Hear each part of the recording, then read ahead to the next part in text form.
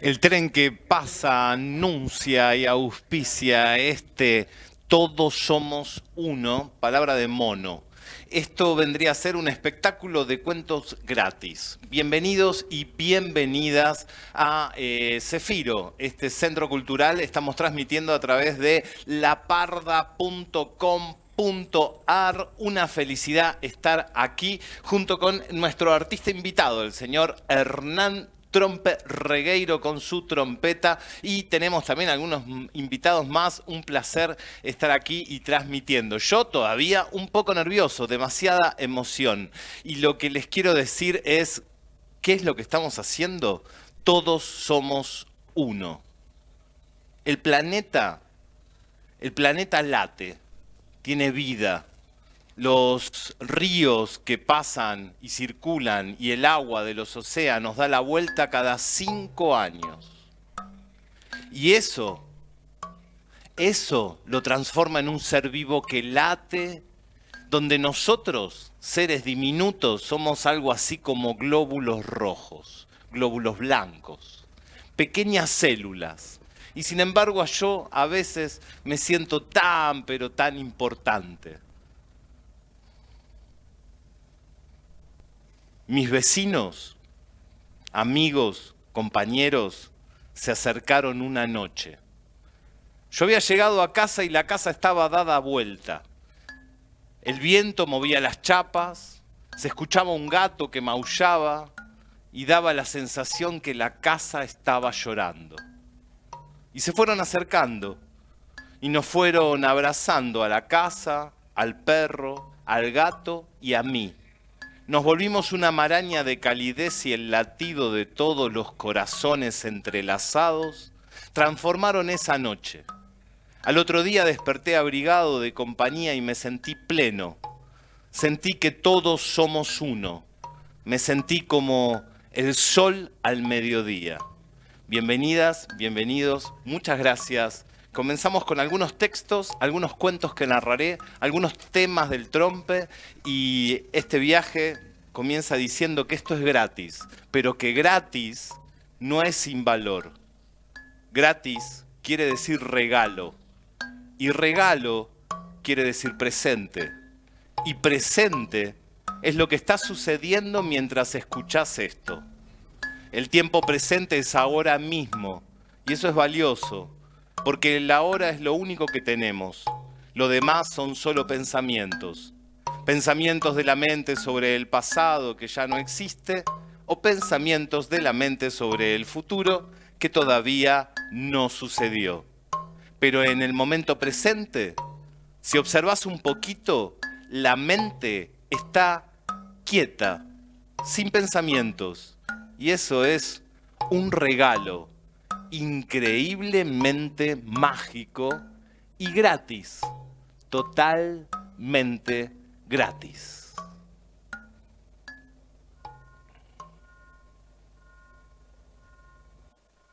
Dos amigos caminaban por el desierto. ¿De dónde venían? ¿A dónde iban? No tengo ni idea. Parecería que los amigos, después de tanto caminar y tanto acompañarse, ya no se soportaban, ni siquiera se dirigían la mirada, y mucho menos la palabra, solo onomatopeyas.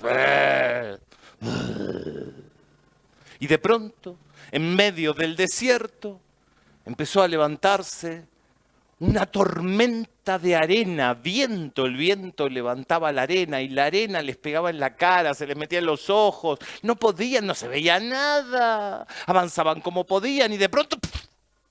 Una pared, siguiendo la pared una puerta, un templo semiderruido. Y ahí se cobijaron de la tormenta. Claro que no había trenes. Esto de los trenes que ustedes escuchan es del conurbano. Esto no tiene nada que ver con el cuento. Sin embargo, esta emoción, este momento, esta situación de trenes que atraviesan nos va a seguir sucediendo, con lo cual vamos a imaginarnos que pasan dentro de nuestro cerebro, como si fuéramos gente que escucha trenes así y vamos a seguir adelante. Es una buena solución. Sí, sí. Usted disimula. ¿Escuchas un tren? No, yo no escuché nada. Adelante, adelante, adelante, pasen, pasen, pasen. Pasen, permítanme que les muestre el cuadro. Se trataba de un viejo ermitaño que vivía en ese templo semiderruido y recibió a los dos hombres. Adelante, permítanme que les muestre, pasen, pasen. El viejo les mostró un cuadro, un fresco pintado en la pared. El fresco retrataba un bosque. En ese bosque había un río que lo cruzaba y junto al río, bajo los árboles, unas mujeres lavaban la ropa. Los dos hombres se quedaron mirando el cuadro en compañía del anciano y uno de ellos observó a una de las mujeres. Le parecía más hermosa que el resto. Y de pronto sintió que la mujer lo miraba a los ojos y en ese instante dejó de escuchar el sonido del viento y la arena y escuchó el viento, pero a través de las hojas de los pinos y las risas de las mujeres, y se dio cuenta que ahora él estaba en el cuadro. Y fue hasta donde estaban las mujeres, pero la que a él le gustaba comenzó a caminar. Y se fue hacia el fondo, había una casita de madera. La mujer entró, volvió a mirarlo y desapareció en el interior. El hombre fue hasta la casita de madera y se encontró a la mujer en la cama, esperándolo. Y se acostaron juntos. Y cuando se levantaron, eran marido y mujer. Entonces ella, mirándose al espejo, se acomodó el pelo como lo usan las mujeres casadas en China, con un rodete en la cabeza. Y el hombre estaba en la cama, estaba feliz, enamorado. Cuando de pronto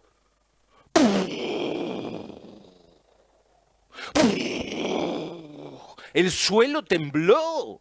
El hombre fue a mirar por la ventana y lo que vio fue un gigante inmenso, metálico. Tenía una cadena en la mano y el gigante gritaba: "Siento olor a humano en este cuadro. ¡Entréguenme al humano! ¡Entréguenme al humano!". Y el hombre temblaba. La mujer le dijo: "Abajo de la cama, abajo de la cama". Y el hombre se metió abajo de la cama. Y el gigante inmenso, agazapado como pudo, entró en la habitación. Y mientras tanto, en el templo, el compañero de aquel hombre vio que no estaba, que estaba solo junto al viejo y le dijo: "¿Y mi amigo?". "No se impaciente, no se impaciente". Entonces el anciano golpeó 3 veces con el dedo en el cuadro al tiempo que repetía: ¿Qué es lo que lo retiene allí tanto tiempo? Su amigo se está impacientando. Y en ese instante, el hombre salió del cuadro. El amigo lo sostuvo, estaba pálido, mareado. ¿Dónde has estado? No lo sé. Estaba debajo de una cama. Sentí un trueno, otro trueno. Y de pronto estoy aquí. Entonces, los dos amigos observaron que el viejo ya se había retirado y estaba en una esquina del templo rezando, con la cara iluminada. El hombre, que acababa de salir del cuadro, volvió a observar a la mujer que había llamado su atención y se dio cuenta que ahora tenía el pelo como lo usan las mujeres casadas en China, con un rodete en la cabeza y tenía la mirada muy triste. Entonces, como la tormenta ya había cesado, aquellos dos compañeros de viaje siguieron caminando por el desierto, vaya a saber hacia dónde.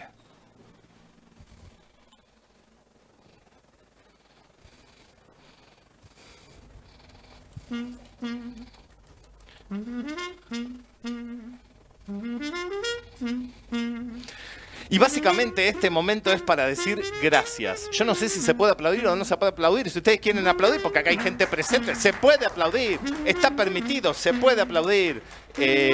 Básicamente queremos decir gracias. Yo quiero decir gracias porque he recibido innumerable cantidad de amor de todos ustedes y además me han apoyado económicamente para que yo pueda recuperar aquellos equipos que perdí y seguir con el propósito. Así que ante todo, quiero decirle gracias a cada una, a cada uno de ustedes, a cada une, a la vida y a mi mamá y a la existencia y a mi papá y a Juan Moreno. A Juan Moreno le quiero dedicar el cuento que acabo de contar porque ese cuento fue el primer cuento que conté en el taller de Juan Moreno, el primer cuento folclórico, un cuento folclórico japonés recopilado por un señor francés que se llama Henri Gugo. Gracias a el señor Pedro Parcet, gracias a Alberto Cohen, que fue quien me regaló ese cuento, gracias a Manuel de la Serna, a Francisco Benvenuti, gracias a Juan Martín Tapia, gracias a Beatriz Ortiz, gracias a Dora Pastoriza de Echevarne, gracias a Marta Salotti, gracias a Alba Gago, gracias a Elena Santa Cruz y a Tere y a todo el equipo de Café Vinilo. Y gracias a todos y muchas, pero muchas gracias.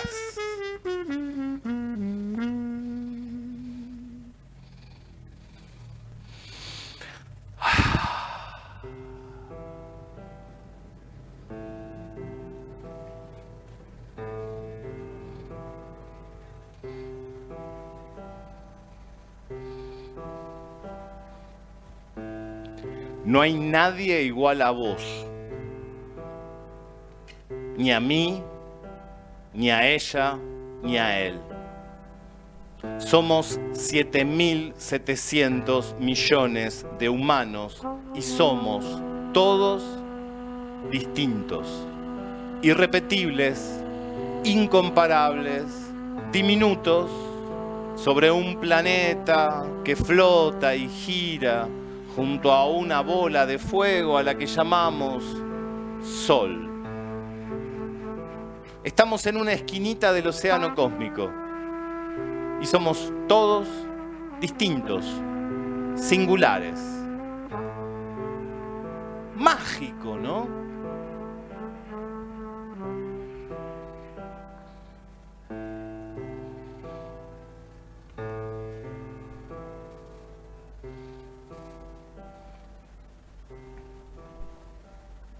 Bueno, me avisan que está por venir el próximo tren, así que voy a tratar de ser breve y les voy a contar, aprovecho la historia de mi vida.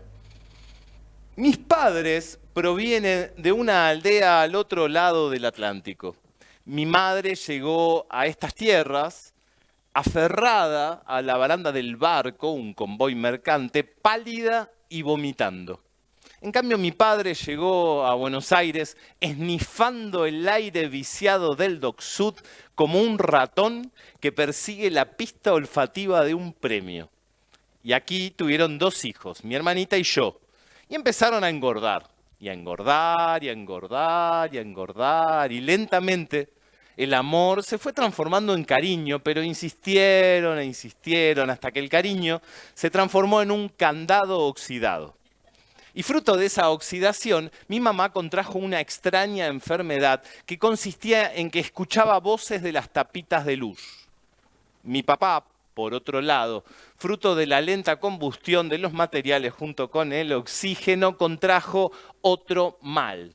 Este tenía que ver con que todo activo monetizable que pasaba por ahí cerca era seducido con argumentos que salían intuitivamente de su alma y pasaban directamente a su billetera, y de ahí una especie de agujero negro que él fue tejiendo en su propia alma. Vivíamos bien, una vida normal, tranquilos, no pasaba nada, hasta que un día la llegada de una pariente aparentemente desaparecida, nadie la conocía, nadie la recordaba, cambió nuestra rutina familiar. Yo lo vi, yo pasaba muchas horas solo en el living, mi mamá me dejaba ahí, miraba por la ventana, hacía dibujitos con la baba, con el vapor, eso era más o menos lo que yo hacía durante el día.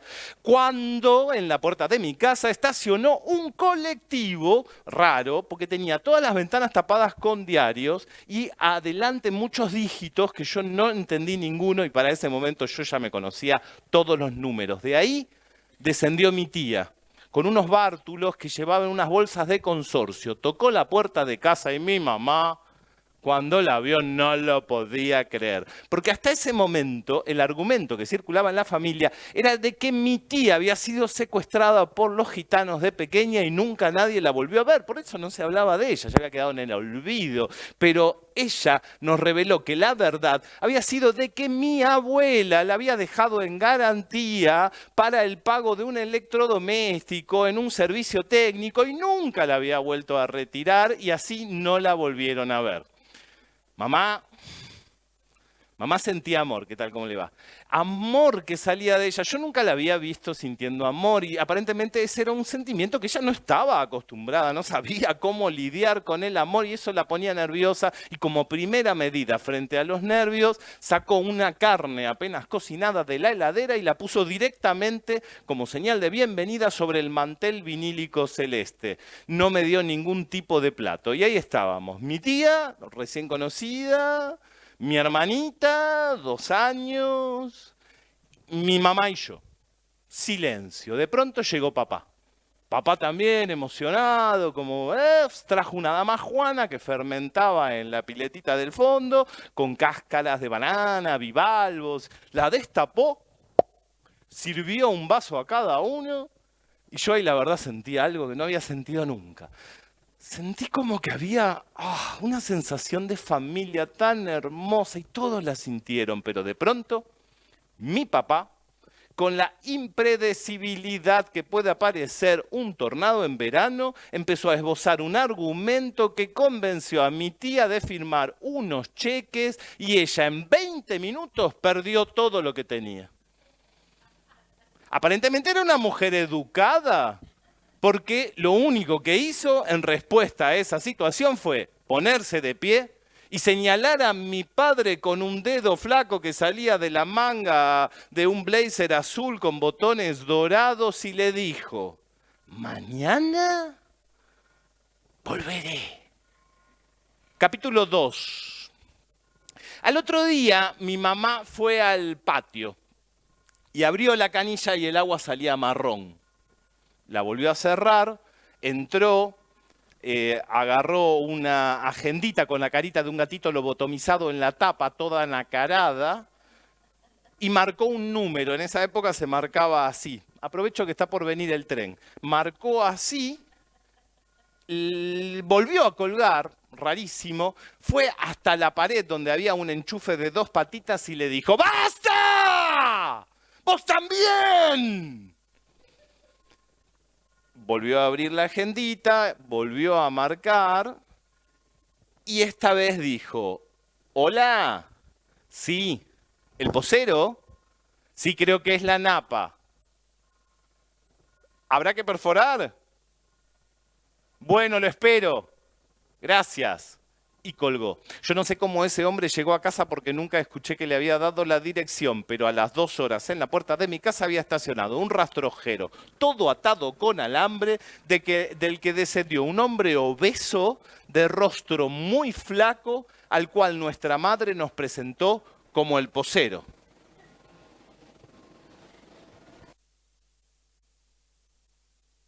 Cerca de la estación en ese momento. Papá había comprado la casa porque el terreno se lo había vendido un tipo que los usurpaba y después los remataba más baratos. El posero, mi mamá, mi hermanita y yo fuimos caminando hasta el fondo. Y ahí, frente al bombeador, mi mamá le preguntó a este hombre, ¿usted cree que hay que perforar? A lo que el hombre le contestó, Snastria Varksnikis Arnasvasia. Y en ese momento pasó otro tren.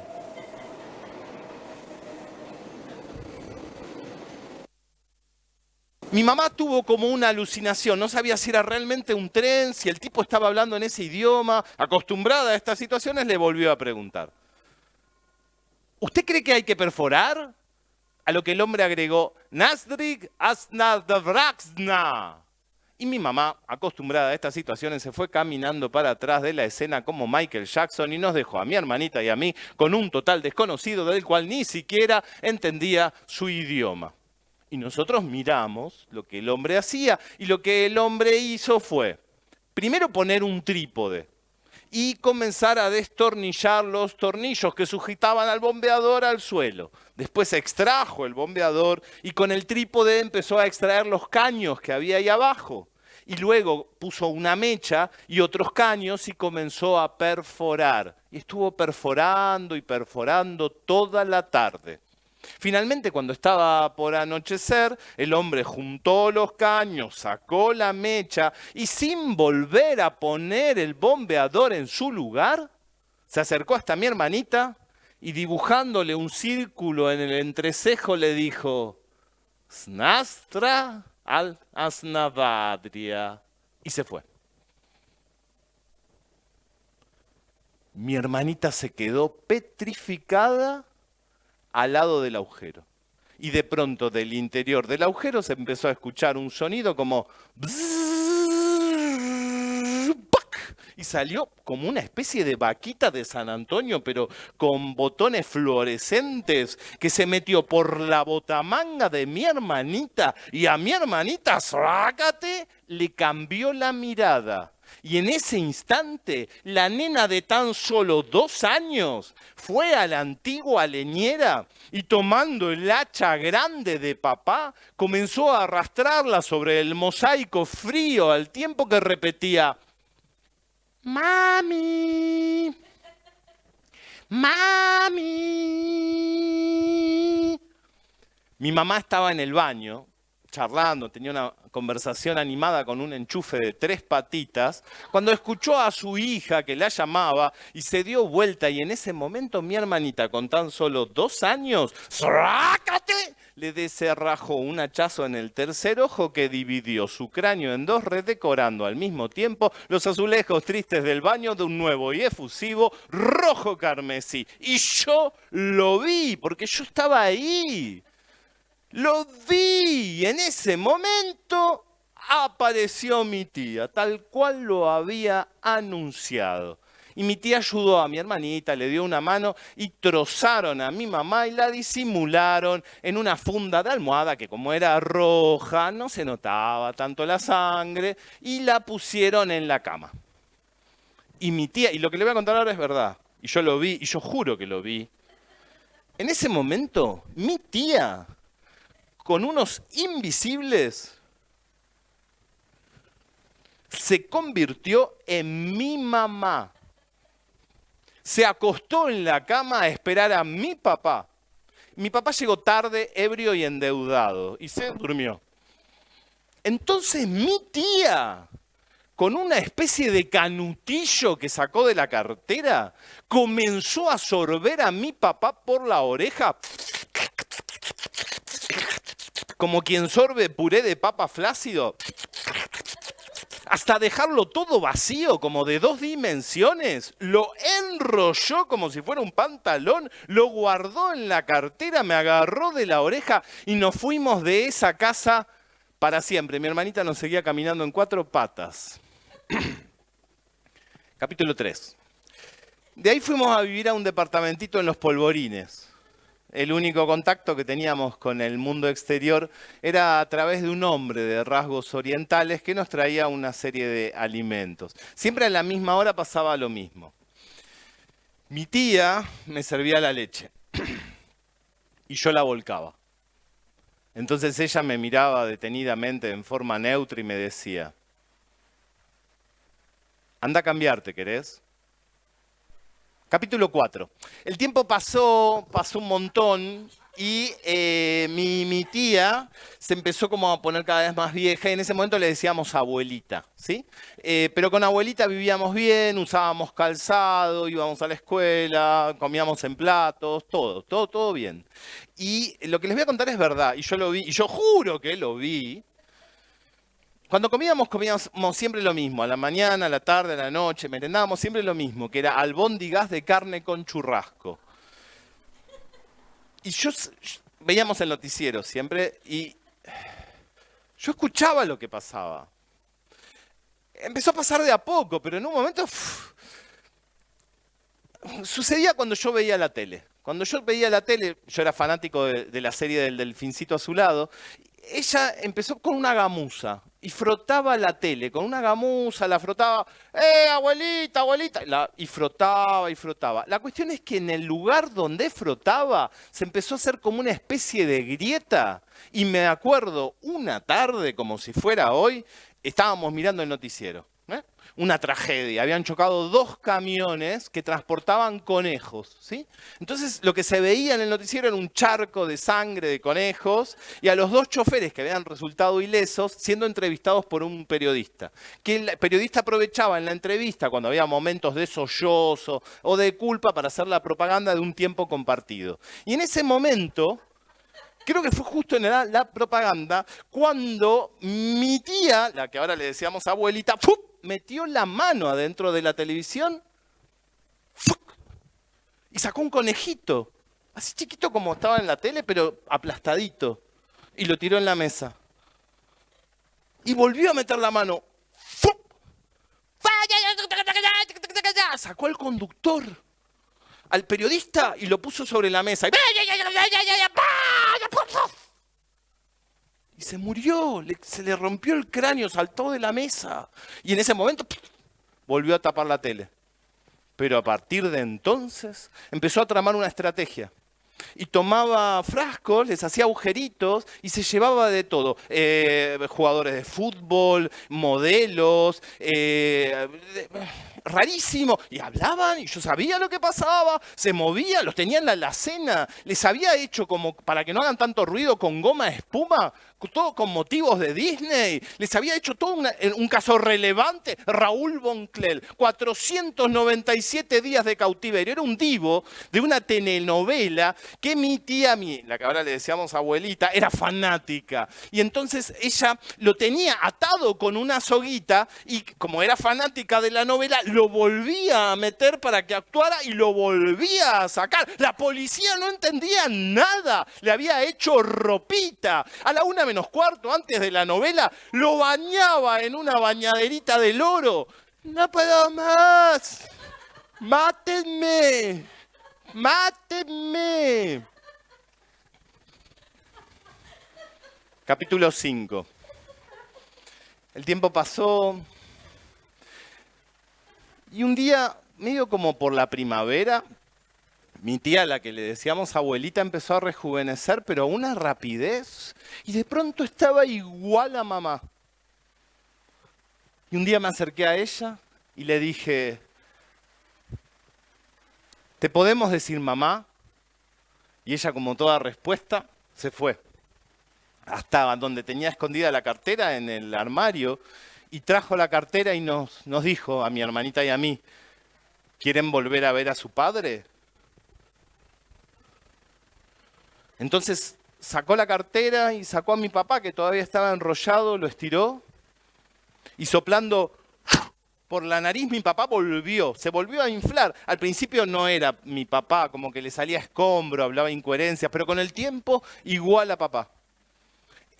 Al invierno siguiente los vi, mamá, papá, y los abracé. Y mi hermanita, que todavía seguía caminando en 4 patas y nunca más creció, lo abrazó a mi papá por la pierna. Y yo hacía frío, y sentía el viento frío, el viento emanado de la boca del invierno, el viento sur que daba vueltas y vueltas alrededor de nuestra casa. Y yo sabía lo que le pasaba al pobre viento. Lo único que intentaba era camuflarse entre nuestra insignificante familia.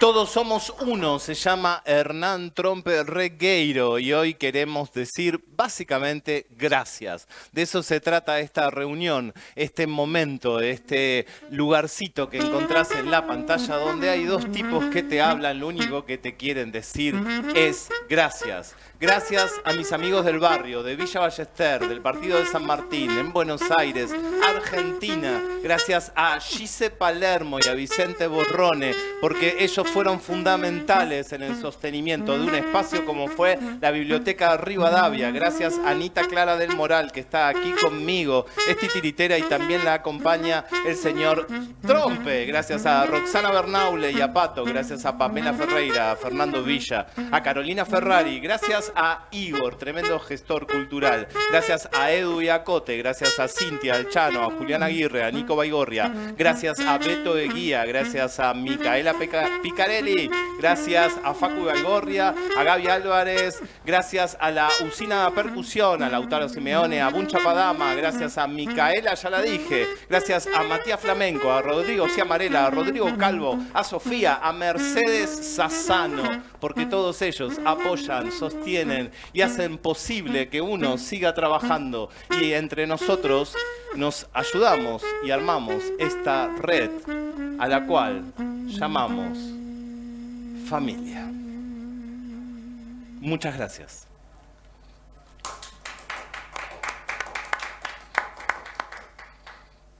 Ya me perdí, Trompe. Ahora qué viene, a ver. Esta es la parte que ya nos perdimos. Viene el cuento, ¿no? El cuento. Ah, viene el cuento. Que es el que no sabía que iba a contar. Ahí va. Les voy a contar una historia que se titula El niño miguita. Y es una historia que tituló también un libro que publiqué en el año 2008.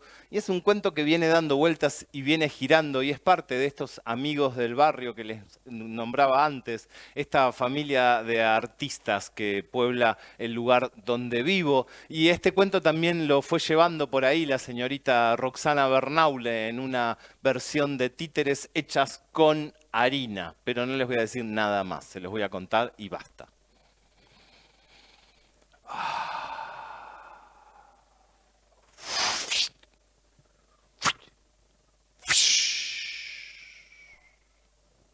Todas las estrellas fueron quedando en poder del sol.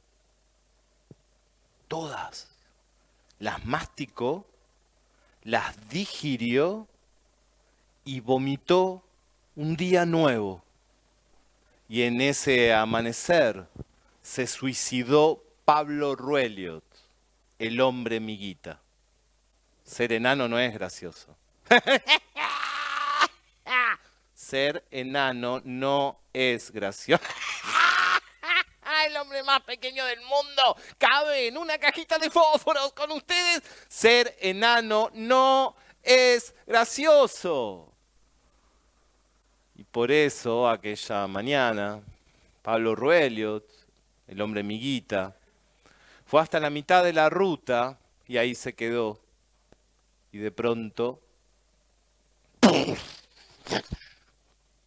su cuerpo quedó despedazado. Pero su mente no. Su mente siguió existiendo a través de las finas fibras de su cuerpo etéreo. Se miró las manos, eran igual a sus manos, solo que transparentes. Y ahora era más joven, era como un niño fantasma enano. Y sintió ganas de correr. Y empezó a correr. Y corrió. Y corrió, pasó por el circo, atravesó las hamacas, las paredes, el puesto del pochoclo, y pasó pared tras pared, hasta que de pronto llegó a una habitación blanca y se detuvo. Porque en esa habitación, completamente blanca, había una nena. Era una nena que jugaba con un muñeco. Era un muñeco hecho de trapo, humilde. Tenía los ojos bordados de hilo azul. Y la nena lo acariciaba. Y en ese momento, Pablo Rueliot, el fantasma enano, observando a esa niña y esa habitación, sintió un perfume inconmensurablemente bello. Y tuvo la idea de que la vida no era tan fea. Sintió deseos de tener un cuerpo para ser acariciado como ese muñeco. Y en el instante mismo que lo deseó, estuvo ahí, adentro del muñeco, mirando a la nena a través de los ojos bordados de hilo azul, y sentía como la nena lo acariciaba.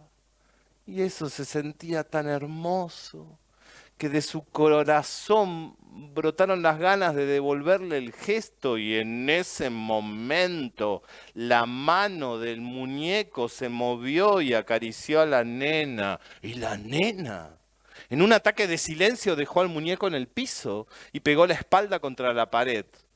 Y fue a ver a su madre. Su madre estaba cosiendo. La nena temblaba.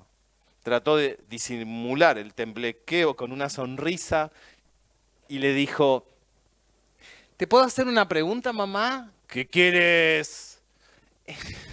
No, puede ser que la magia existe. Ay, Dios. Anda a tu cuarto, ¿querés? Y quédate ahí.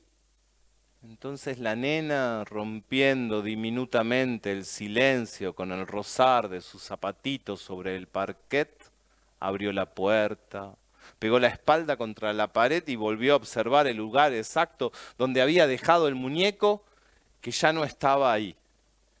Y después miró la habitación y ahora era una habitación de colores, las paredes estaban pintadas de colores. Los muebles eran distintos, estaban hechos a mano, la cama estaba hecha a mano, las sábanas bordadas y en la cama el muñeco, esperándola.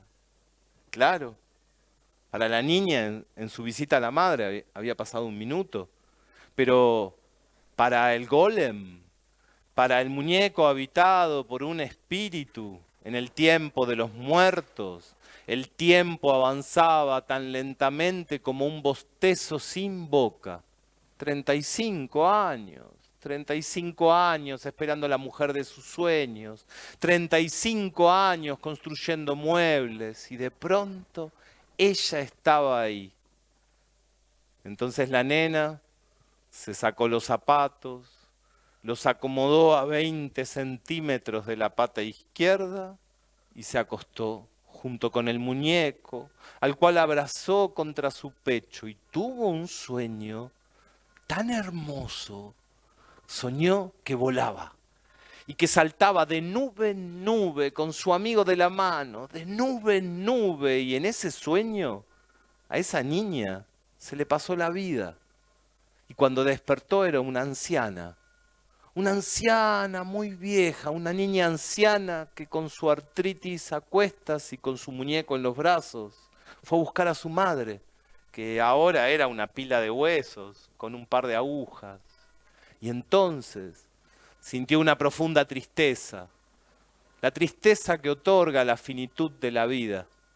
Pero en su mente escuchó una voz que decía: vamos, salgamos a pasear, vayamos a jugar más allá de la ciudad de la razón, vamos. Y en ese instante, la niña anciana murió y ellos vivieron felices para siempre.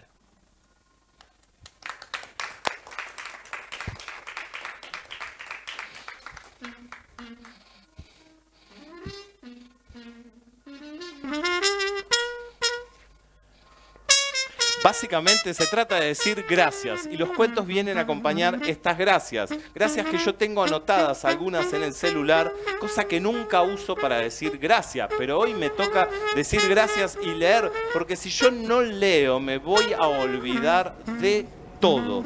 Así que vamos con el tren que pasa, porque estamos en Cefiro, en la estación de Tropezón, junto al tren que pasa e interviene esta melodía. Estamos con Trompe, que toca la trompeta, y yo quiero decirle gracias a mis hijos, a Tamara, a Milena, a Teo y a Emma. Gracias a mi hermana Olga Gallego, gracias a Gabriela Salvini, gracias a Alex Roy, quienes pudieron armar y construir ese espacio maravilloso llamado QSAM. Gracias a Martín Bustamante por toda tu transformación y tu generosidad. Gracias a Diego Tejerina, que ahora es sociólogo. Gracias a Waldemar Cubillas, gracias a todo el QSAM, gracias a Juan Pablo de Mendoza, gracias a Laucha, a Lautaro Mersari, gracias a Sofía Moreno, gracias Gabriela Fernández. Toda la gente de Chile que armó un espectáculo para ayudarme, para apoyar este propósito de poder seguir laburando y recopilando. A Gabriela Fernández, Patti Mix, Dixie González, J. Villaza, Priscila Harder, Nicole Castillo, gracias a Andrés Montero. Y en España quiero agradecerle a Pep Bruno, a Estrella, a toda la gente de la escuela online en línea, dicen ellos, de A Viva Voz. Gracias a Aldo Méndez y a la señorita Cristina Verbena. A todos ellos, muchas, pero muchas gracias. Tremendo, che, esto. Nunca había dicho tantas gracias y todavía me falta, y yo creo que me estoy olvidando seguro de alguno, pero vamos a seguir. ¿Qué sigue ahora? Estamos... Ah, bien, yo no tendría que decir esto, ¿no? No, queda ¿Queda bien? Sí, Sí. sí. Esta es una buena charla para cuando pasa el tren, pero no tenemos tren. Cuando vos querés que pase, no pasa. Tremendo esto. Ahora viene que vamos a leer un texto. Voy a leer un texto y usted va a tocar, ¿no? Así es. Bien. Un poquito. Estos textos que yo traigo acá y leo en el celular son textos que vienen dando vueltas, cortitos, que estaban ahí. Y yo dije, ¿por qué no compartirlos? Y este se titula Para empezar. Y dice así. Para empezar hay que empezar de cero, de la nada misma, de la profundidad sin espesor, de la no existencia. Para empezar hay que empezar de un punto, de una pupila, de un punto donde arrastrar la noche. En una casa cualquiera, en un barrio común, hay una nena. No crece ni despierta porque es solo un sueño. El sueño de una niña soñándose. Las hojas secas la cuidan como guardianes medievales. En esa casa siempre hay olor a maíz. Del ojo de esa nena nacen soles. En una casita que tiene humedad en el techo. Del ojo nace la humanidad, la casita y la humedad de las paredes. Del ojo de la niña que sueña.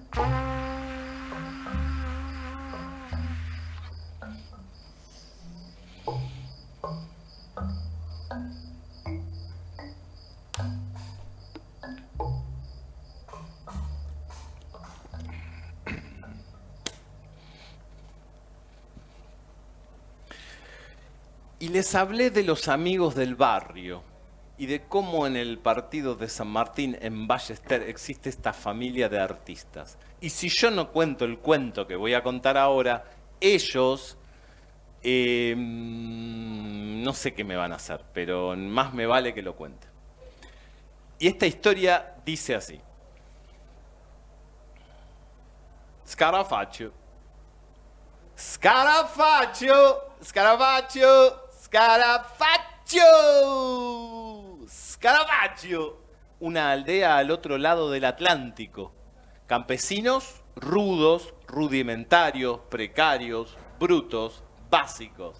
Campesinos montañeses. Scarafaccio. Allí vivía Esmo. Esmo de Scarafaccio. A los 12 años medía 1,80 m y pesaba casi 100 kilos. Y en esa época conoció a Soretta. Soretta, de tan solo 14 años. Y se enamoraron. Y ella en 4 años le dio 7 hijos. 7 hijos hermosos, rudimentarios, básicos, brutos y precarios. Sin embargo, el futuro próspero de Scarafaccio se vio interrumpido por la hambruna. La hambruna que salió de la ciudad después de la guerra, trepó hasta la montaña y se llevó lo que había para comer. Y Esmo se vio obligado a emigrar, pero no estando ni dispuesto ni capacitado a pagar el pasaje de sus 7 pequeños, decidió disimularlos en un saco de castañas y esconder él mismo dentro de todos los sacos de castañas que transportaba el convoy mercante hacia Buenos Aires. Los niños sobrevivieron, alimentándose de los frutos que los disimulaban. Por otro lado, la calidad de vida en la aldea no era mucho mejor que vivir adentro de un saco de castañas, ¿sí? Pero, sin embargo, el barco no pudo llegar a Buenos Aires porque fue detenido por la policía aduanera, ¿sí? Una investigación derivaba en ese barco, acusado el capitán de tráfico ilegal de botellas de licor de cajeta. Sin embargo, luego de que el comisario Ricardo Livio recibiera un regalo empresarial, que consistía en una caja de licor de cajeta y un saco de castañas, el barco continuó su marcha. Tamaña fue la sorpresa de la esposa del comisario aduanero Ricardo Livio, quien como regalo de aniversario recibió un saco de castañas. Y dentro encontró 7 niños desnutridos. Segura de que su marido los enviaría a un reformatorio para niños destruidos, encontrados dentro de sacos de castañas, decidió preservarlos, esconderlos. Y luego empezó a simular los partos, ¿sí? Empezó a actuar como embarazos, con sábanas enroscadas a su cintura y produciendo los alumbramientos en horarios del trabajo de su marido, ¿sí? Los niños iban llegando cada 3 meses, era una, digamos, una evolución de gestación incoherente, pero el comisario no era avesado en biología y la llegada además de los niños le era totalmente indiferente. La mujer afeitaba las cabezas de los niños y hacía como que los amamantaba. Algunos ya tenían varios años, inclusive el mayor creo que tenía 12 años, ¿no? Mientras los otros, los no natos, los que no arribaban, estaban escondidos en el placar. El último en nacer, por un tema, se fue dilatando, estuvo casi un año encerrado en el placar, fue bautizado con el nombre de Nino, Nino Livio. Y debido a todo este problema, ¿no?, de estar encerrado, él tenía algunas fobias. ¿Sí? Tenía agarofobia, fotofobia, hidrofobia y también causaba fobia a los demás por su intenso olor a naftalina, lo que les devino en una práctica hoy conocida como bullying. En ese momento le decían el niño insecticida, primero en la escuela y después sus compañeros de la comisaría cuarta de Avellaneda. De esta forma, Nino Livio fue criando en su interior un denso núcleo de resentimiento. Capítulo 2. El apocalipsis personal de Nino Livio. Para esta época Nino Livio tenía 72 años, era un policía bonaerense retirado que odiaba la vida y a todas las criaturas que habitaban el planeta. Él deseaba que todos murieran pronto y tenía tenía una profunda fe en que eso sucedería gracias a una bacteria que aparecería primero en el yogur y después en todos los alimentos y todo el mundo moriría, inclusive él. Él estaba seguro que moriría además, igual que su padre, que había muerto en una cama hedionda, eruptando burbujas de moco. Estaba seguro que padecía la misma enfermedad genética porque no sabía que era adoptado. Sin embargo, la salud de Nino Livio era excelente. Él se alimentaba únicamente de salamín picado fino, marca Mogrinal, y vino tinto, no consumía otra cosa. Como les dije, básicamente esperaba el apocalipsis, lo hacía en una pensión hedionda en el Dock Sud. La pensión de Nino Livio quedaba frente a una refinería de petróleo que estaba constantemente iluminada por potentísimos reflectores. La luz de la destilería de petróleo era tan potente que las personas se quedaban sin voz. Inclusive, cuando pasaba a través de las rendijas de la persiana que permanecía constantemente cerrada, fulminaba a los mosquitos que volaban en el aire, produciendo una pila de cadáveres de insectos sobre el parquet. Sin embargo, Nino se sentía cómodo, estaba en su aire.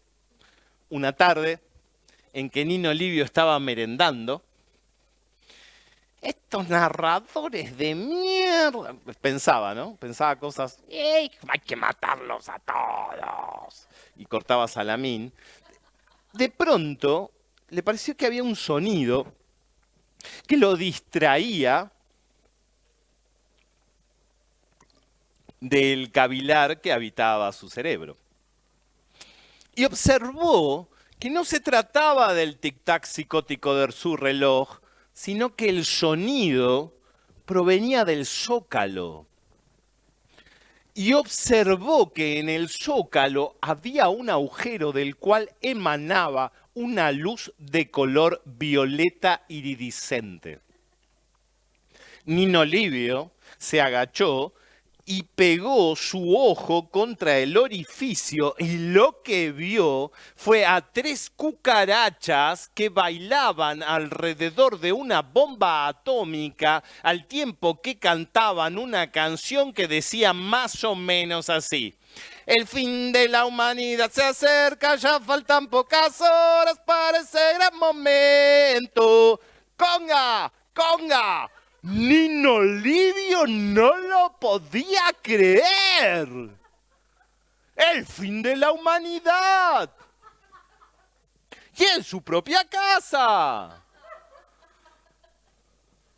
Entonces, una de las cucarachitas que estaba al fondo de la escena, era una cucarachita que tenía como una túnica, tenía las antenas trenzadas, una barba larga y un libro bajo el brazo. Se acercó hasta la pupila dilatada de Nino Livio y le habló de esta forma. Que fizemos você? Humanos degenerados, nos han puesto basurita, venimos em nome de Deus a comer a basurita, poner o mundo mais limpo, produzem mais basurita, não damos abasto, sumamos mais cucarachitas, não podemos comer, que fizemos você? Sin embargo, hemos decidido eliminar a la humanidad, han matado a nuestros parentes, nos han rociado con sulfuro de sodio, han puesto papelitos engominados debajo de escritorios recónditos y no pudimos recuperar los cuerpos de nuestros parentes desaparecidos, que fizemos você. Sin embargo, hemos decidido en la asamblea que la humanidad se termina. Y empezaron a bailar de nuevo. Nino Livio no lo podía creer. El fin de la humanidad. Y en su propia casa. Entonces el policía septuagenario bonaerense retirado tomó una amiguita de Salamín y se la dio a la cucarachita profeta, y la cucarachita profeta la compartió con sus amiguitas y todos comieron. Ay, fue un momento hermoso, pero de pronto las cucarachitas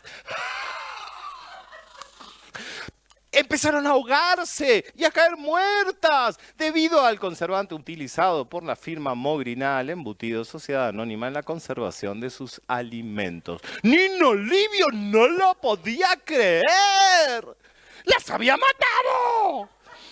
Y entonces, desesperado, les empezó a hacer masaje cardíaco, les hacía respiración boca a boca, pero no volvían. ¡Volvé, por favor! Se quedó con una patita de cucaracha en la mano. Y esto lo puso furioso. Tomó una patita de la mesita de luz y empezó a romper la pared, hasta que hizo un agujero lo suficientemente grande y pudo encontrar entre los escombros al artefacto insecto, decidido a detonarlo, pero no capacitado, porque sus dedos eran gordos como penes. No podía. Intentó activarlo con los dientes y se lo tragó.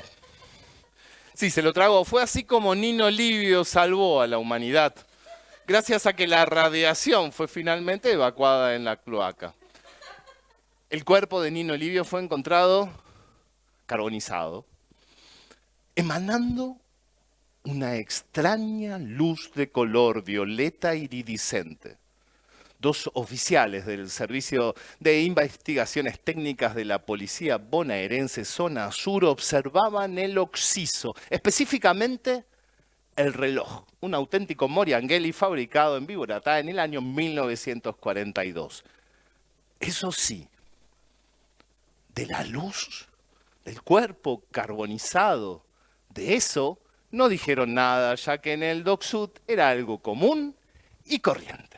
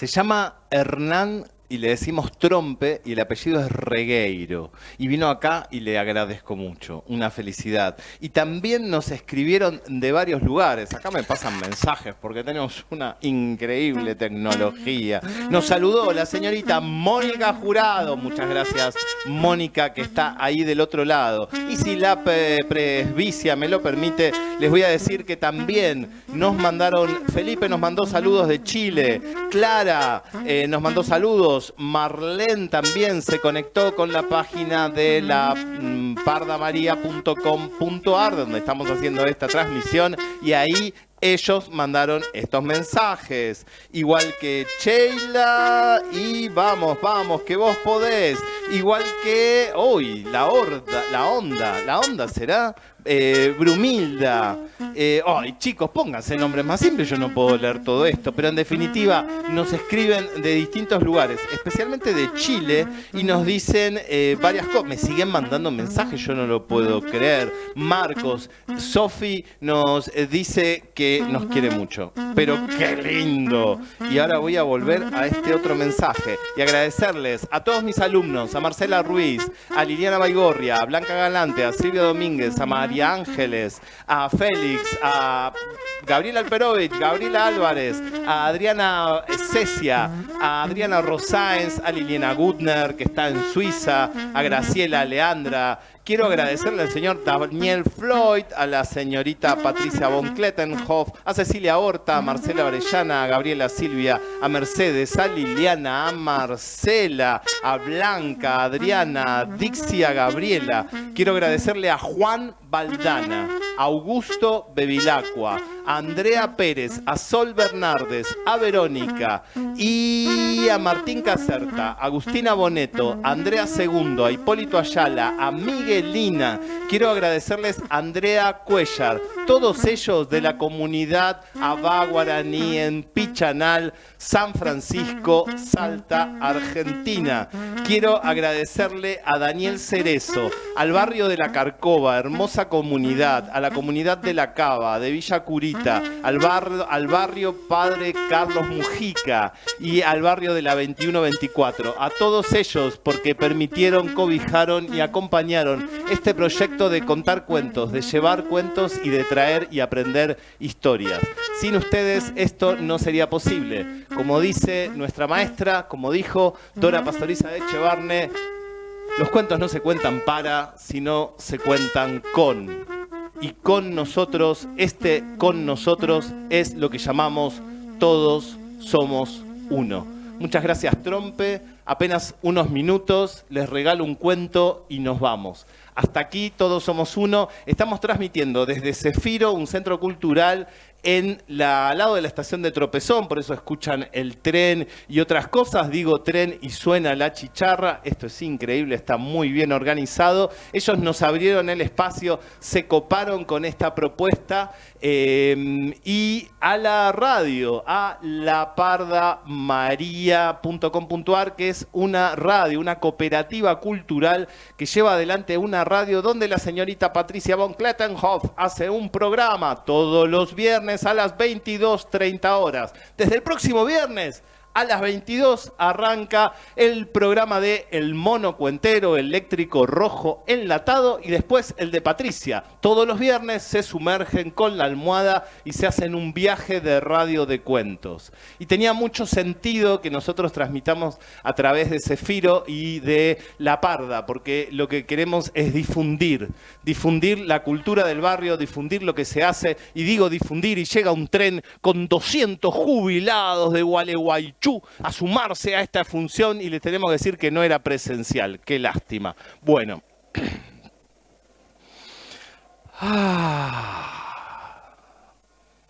Demasiado, ¿no? Bueno, me voy a despedir con un cuento. Bueno, hoy les conté El viaje de Chu, un cuento folclórico japonés recopilado por Henri Gougaud. Después le conté La historia de mi vida, un cuento que escribí yo. Les conté El niño miguita, también de mi autoría, igual que lo que escucharon recién, que es Nino Livio. Y ahora les voy a contar un cuento de una autora eslovena que se llama Mojna Ozochnik. Y dice así. Había una vez una casa que, como tantas otras casas, había quedado entre dos edificios. Y estaba sola porque no vivía nadie adentro de ella. Y como estaba sola se aburría. Y como se aburría, contaba los autos, especialmente los autos rojos. Y los gatos que caminaban por las azoteas, o los ratones que se escondían en las alcantarillas. Y cuando llovía y estaba muy aburrida, contaba las gotas de lluvia, una por una. Y ella escuchaba que las personas hablaban del sol, pero ella no lo conocía, porque por los edificios ella no podía ver el sol. Podía ver el cielo, pero por ese pedacito de cielo no pasaba el sol. Y las personas decían, oh, si no sale el sol no se va a secar la ropa. Sin sol no se puede vivir. Y ella pensaba que si todos hablaban del sol tenía que ser muy importante. ¿Por qué ella no lo conocía?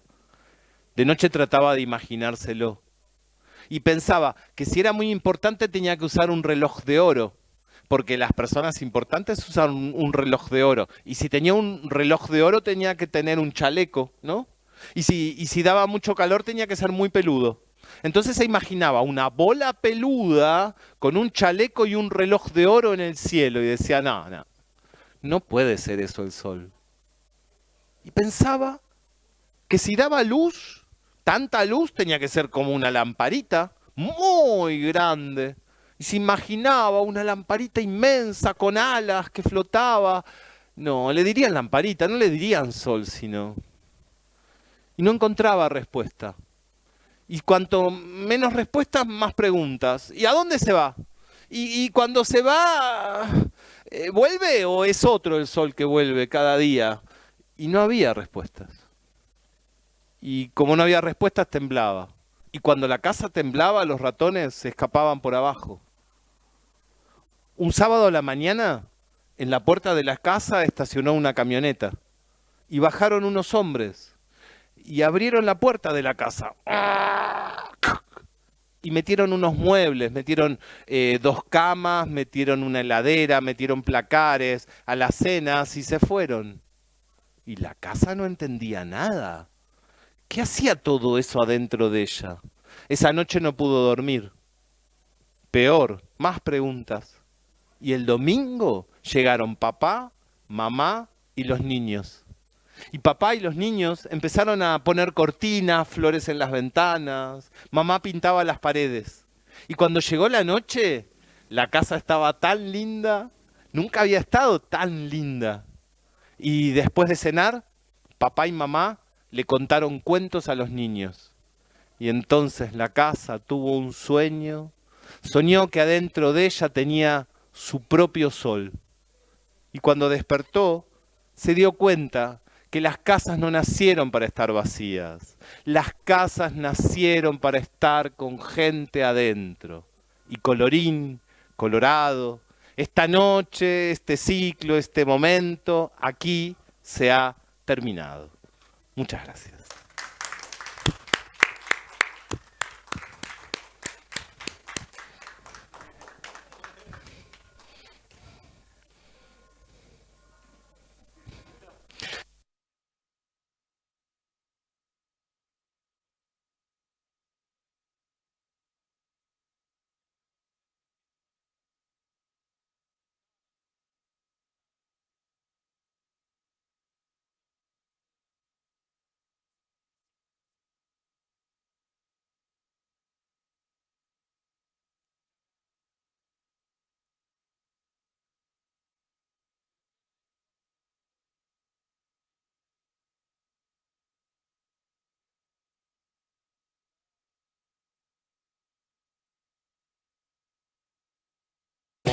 I had a premonition that we fell into a rhythm where the music don't stop for life.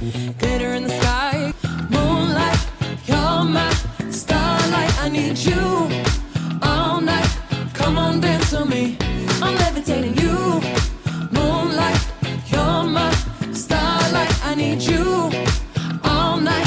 Come on, dance to me. I'm levitating. I believe that you're for me. I feel it in our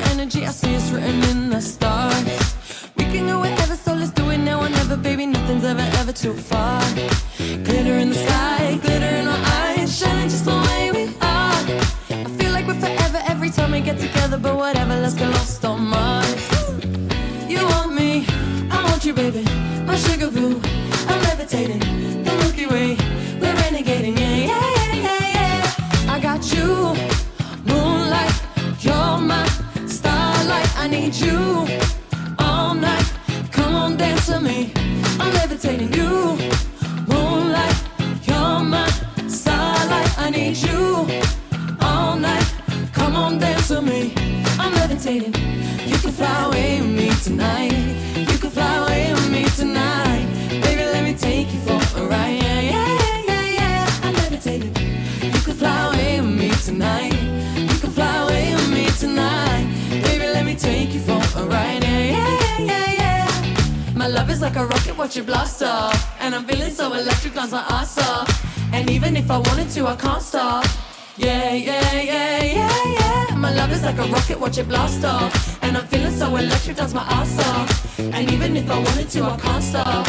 Yeah, yeah, yeah, yeah, yeah. You want me, I want you, baby, my sugar boo.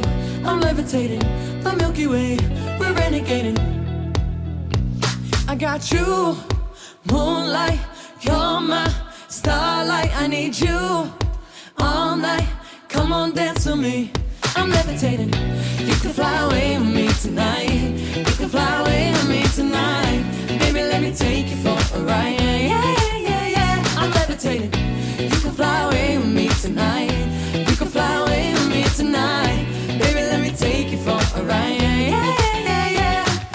You, moonlight, you're my starlight. I need you all night, come on, dance with me. I'm levitating, you, moonlight, you're my starlight. I need you all night, come on, dance with me. I'm levitating. Yeah. Hey NPR, hey Tiny Desk, thank you so much for having us. We are so excited to be together. This is the first time the band has been together in ages. We were actually meant to start our tour rehearsals just before the pandemic started, just before lockdown started, really.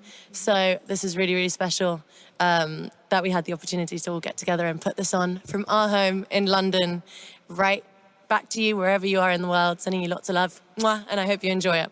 Let's do it, guys. You ready? Yeah.